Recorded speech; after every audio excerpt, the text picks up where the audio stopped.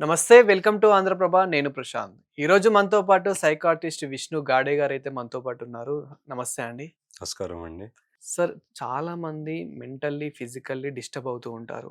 ఈ డిస్టర్బ్ అయిన వారు ఇలా మన స్లాంగ్‌లో చెప్పాలంటే చాలా పిచ్చి పిచ్చివి కూడా చేస్తూ ఉంటారు.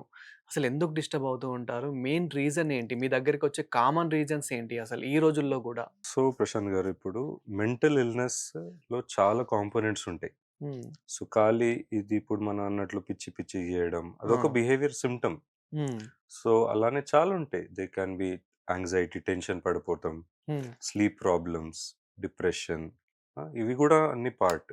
హ్మ్. సో, ఇప్పుడు చాలా మట్టుగా ప్రాబ్లమ్స్ మెయిన్ ఎందుకొస్తారు హాస్పిటల్ అంటే స్ట్రెస్.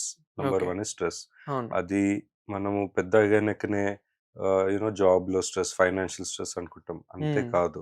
చిన్నప్పటి నుంచి కూడా స్ట్రెస్ స్టార్ట్ అవుతది.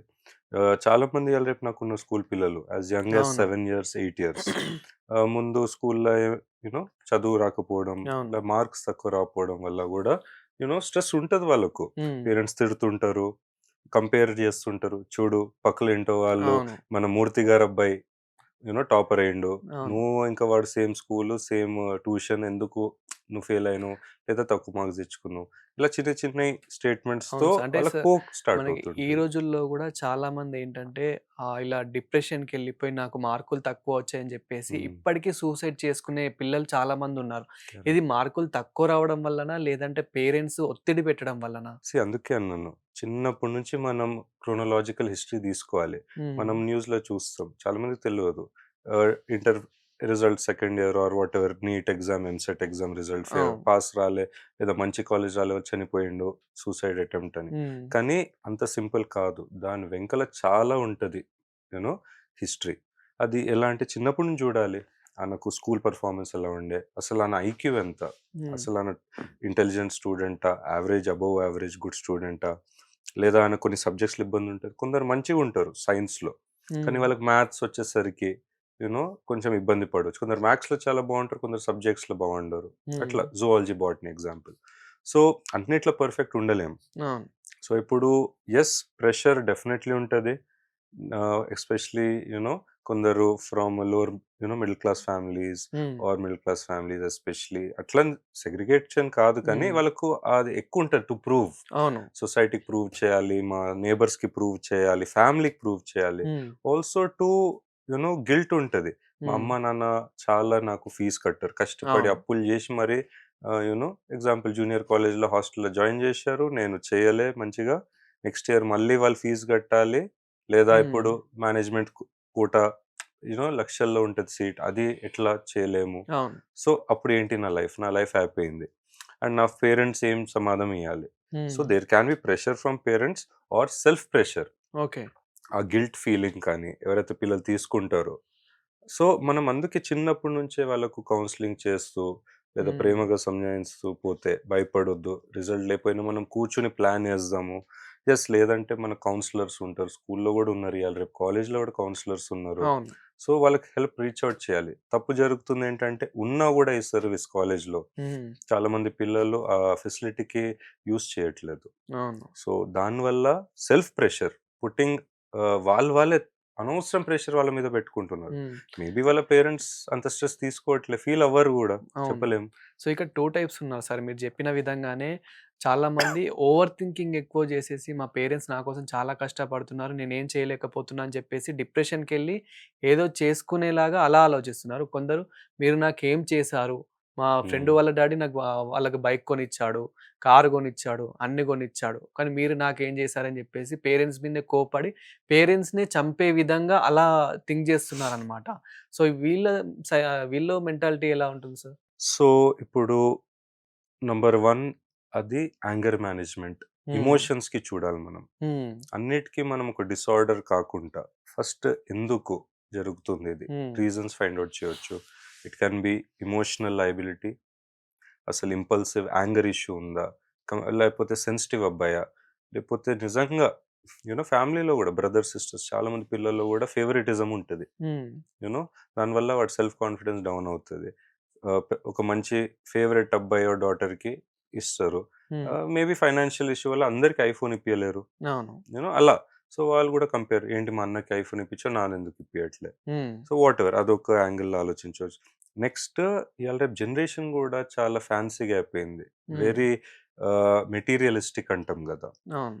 ఇది ఇన్‌స్టాగ్రామ్ రీల్‌లో జూషి అది నిజముండొచ్చు, ఫేక్ ఉండొచ్చు. హ్మ్. ఆ car whatever fancy car Mercedes Benz వాడిది గావచ్చో, లేపోతే వాళ్ళ ఫ్రెండ్‌దో, లేపోతే వడ్డీకి తీసుకున్నాడేమో ఆ హ్మ్. రీల్ షూట్ కోసం. కానీ మనకు తెలవదు. సో, ఆ కంపారిజన్ ఎక్కువైతుంది. వాళ్ళకుంటే నాకు గావాలి. మోస్ట్ కామన్ చూసేది నేనంటే పిల్లల్లో, స్కూల్‌లో ఫోన్స్. అవును. ఐఫోన్ అంటే ఒక బ్రాండ్. కరెక్ట్. కానీ వాళ్ళకు ఐఫోన్ ఉంటే నాకు కావాలి. హ్మ్. బెస్ట్ ఫోన్ మోడల్ అక్కర్లేదు. మనకు ఫోన్ దేనికి కావాలండి? అవును. Work, calls, SMS, WhatsApp, basic maps, అంటే గూగుల్. పిల్లలు గూడా ఇక్కడ పేరెంట్స్ సిట్యుయేషన్‌ని అర్థం చేసుకోవాలి అంటే అసలు ఎలా పెంచాలి వాళ్ళని? సీ అండి, పేరెంట్స్ పెంచడం కరెక్ట్ గూడా ఉండొచ్చు. హ్మ్. కానీ ఆ పిల్లలు వాళ్ళు తిరిగే క్రౌడ్ చూడాలి. ఓకే. వాళ్ళ ఫ్రెండ్ సర్కిల్ చూడాలి. హ్మ్. సో, వాళ్ళు గూడా ఇన్‌ఫ్లూయెన్స్ ఏమన్నా మంచిగా జేస్తుంటే వెరీ గుడ్. కానీ హ్మ్. ఇట్లా నెగెటివ్ ఇన్‌ఫ్లూయెన్స్ ఒచ్చినప్పుడు, అరే చూడు నా పేరెంట్స్ ఇప్పిచ్చరు. ఇంకా ఇది హ్మ్. గూడా చూస్తున్నా చాలా. నేను ఇట్లా బెదిరిచ్చిన నా పేరెంట్స్‌కి. 2, 3 రోజులు నేను తినలే. హ్మ్. నేను స్కూల్ పోతాను బంద్ జేస్తాను, పోను అని హ్మ్. బెదిరిచ్చా. సో, వాళ్ళు భయంతో నాకిప్పిచ్చరు. నువ్వు గూడా ట్రై చెయి ఇది. హ్మ్. కొందరి ఇంట్లో అది పని చేస్తది. కొందరు పేరెంట్స్ సెన్సిటివ్ ఉండొచ్చు. అవును. కొందరు అట్లా గాదు. కొందరు స్ట్రిక్ట్ ఉంటారు. కొట్టడం గూడా జరుగుతది. బెదిరియడం జరుగుతది. వాటెవర్. అవును. పేరెంటల్ స్ట్రిక్ట్‌నెస్ అది వాళ్ళ హౌస్ హోల్డ్ ప్రకారం. కానీ ఎంతవరకి అది జరుగుతది మనం జెప్పలేం. ఒకడు ఒక యూ నో దెబ్బ కొడితే ఇంటడేమో. ఒక్కోడు 2, 3 సార్లు కొట్టినా ఇనకపోవచ్చు. ఇంకా రివర్స్‌గా చేస్తాడు. హ్మ్. సో, అది చూడాలి మనం. ఆ టెంపర్ టాంట్రమ్స్. హ్మ్. చాలా ఎక్కువవుతుంది, ఫైట్‌లకెళ్ళిపోతుందంటే డెఫినైట్‌లీ మనం స్టాప్ చేయాలి. ఎందుకంటే మనం చేసేది ఫెయిల్ అవుతుంది. అవును. అండ్ దెన్ కౌన్సిలర్స్ దగ్గరనో కానీ, ఒక పెద్దవాళ్ళ ఇంట్లో హ్మ్. ఎవరైనా ఉండొచ్చు. Relatives, uncles, aunties, grand parents. So, అందరూ కూర్చొని సంజాయిస్తే చాలా మట్టుకు సాల్వ్ అయిపోతది. కానీ అయినా సాల్వ్ అవ్వట్లేదంటే డెఫినైట్‌లీ సైకియాట్రిస్ట్, సైకాలజిస్ట్ దగ్గరికి తెస్తే మేము గూడా ఒక 2, 3 సెషన్స్ కౌన్సెలింగ్ చేసి అసెస్ చేస్తాం. నిజంగా హ్మ్. ఏమైనా ప్రాబ్లమ్ ఉందా? Most commonly these things start at around 13, 14 years of age అండి. హ్మ్. అడోలసెంట్స్‌లో, టీనేజ్. సో, మనం ఐడెంటిఫై చేయాలి. ఇష్యూ ఉందా లేదా? దాన్ని ఎలా టాకిల్ చేయొచ్చు? సార్ మీ దగ్గరికొచ్చిన కేసెస్‌లో లవ్ ఫెయిల్యూర్ వ్యక్తులు ఎవరైనా వచ్చారా? అంటే వారిని ఎవరైనా తీసుకొచ్చారా? వాళ్ళ పేరెంట్స్ గాని, వాళ్ళ రిలేటివ్స్ గాని, ఎలా అంటే మనం సినిమాల్లో చూస్తూ ఉంటాం. గడ్డాలు, మీసాలు వేసుకొని వాళ్ళు పిచ్చోళ్ళయిపోతూ ఉంటారు. ఇదొక రకమైతే ఇంకొకరు డ్రగ్స్‌కి అడిక్ట్ అవుతూ ఉంటారు. అండ్ ఇంకొకరు అసలు మతిస్థిమితం లేకుండా అలా అయిపోతూ ఉంటారు. ఇలా లవ్ ఫెయిల్యూర్ వల్ల సినిమాల్లోనేనా రియల్‌గా గూడా ఇంత ఇలాంటి కేసెస్ మీ దగ్గరకొచ్చాయా? ఇది రియల్ లైఫ్‌లో గూడా జరుగుతదండి. హ్మ్. సినిమాల్లో గూడా ఎలా రియల్ లైఫ్ స్టోరీస్‌తోనే అవును. వాళ్ళు పెద్ద ఫార్మాట్ స్క్రీన్‌లో తీస్తారు. హ్మ్. నథింగ్ ఈజ్ సరే ఫిక్షనల్ అంటాం. కానీ బేస్డ్ ఆన్ ఎక్కడనో జరిగిన స్టోరీస్‌తోనే. హ్మ్. అవును. ఇప్పుడు చాలా కామన్‌గా అవుతున్నాయి. ఎందుకంటే నంబర్ 1, ముందు చాలా రిలేషన్‌షిప్ బయట పోవాలంటే భయముంటుండే. అవును. సొసైటీ ఏమంటది? ఎవరైనా చూస్తే మా ఇంట్లో మమ్మీ, డ్యాడీకి తెలిసిపోతది హ్మ్. అలా. ఇప్పుడు అలా లేదు. ఇప్పుడు చాలా యూ నో మాల్స్ ఉన్నాయి. సినిమా థియేటర్స్ వాటెవర్ యాక్సెస్ అవును. To go out dating or friendship కానీ చాలా హ్మ్. ఈజీ అయిపోయింది. అలా పోయినా గూడా ఎంత డీప్‌లో ఎళ్ళిపోతే ఆబ్వియస్‌లీ అటాచ్‌మెంట్ వల్ల హ్మ్. డిప్రెషన్ వస్తది when there is a breakup. అవును. ఫర్ ఎగ్జాంపుల్ ఇప్పుడు ఒక 1, 2 మంత్స్ మనం గూడా బాధపడి, మనం హ్మ్. రెగ్యులర్ లైఫ్‌లో పడిపోతాం. మన కాలేజ్ వెళ్ళడం, స్కూల్ వెళ్ళడం, లేదా జాబ్ వెళ్ళడం కంటిన్యూ అవ్వాలి. హ్మ్. కానీ అట్ సమ్ పాయింట్ చాలా డీప్‌గా ఫీల్ అయ్యి, ఎఫెక్ట్ అయ్యి, ఒక ట్రామా లాగా ఫేస్ అయితే, హ్మ్. మనిషి పర్సనాలిటీలు డిఫరెంట్, సెన్సిటివిటీ నేనొక సెన్సిటివ్ లెవెల్, మీరొక సెన్సిటివిటీ లెవెల్. అవును. సో, మనకు ఆ యాక్సెప్టెన్స్ ఆఫ్ దట్ ట్రామా హ్మ్. ఆర్ దట్ గ్రీఫ్ అంటాం చూడండి. మీకొక వేరే స్టైల్ ఉంటది. మీరొక వారం రోజు పడుకొని మరి నెక్స్ట్ డే ఎళ్ళిపోవచ్చు జాబ్‌కి. కొందరు అట్లా అవును. ఉండరు.